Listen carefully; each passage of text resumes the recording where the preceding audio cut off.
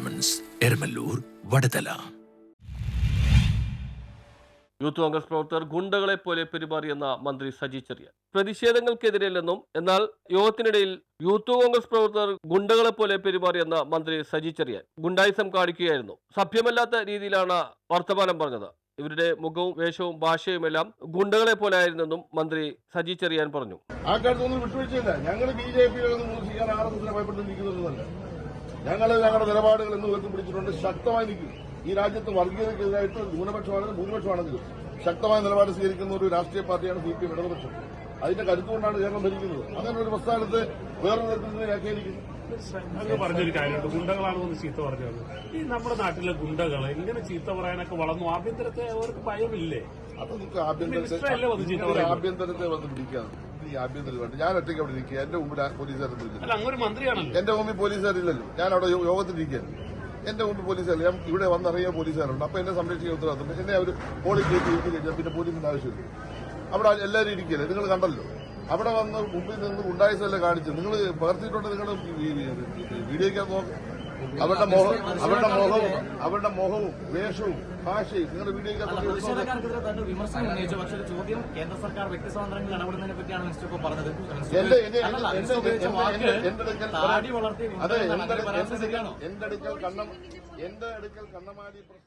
ആക്രമിക്കാൻ വരുന്ന തെമ്മാടി ഗുണ്ടകളെ പോലെയായിരുന്നു ഇവരുടെ രീതി.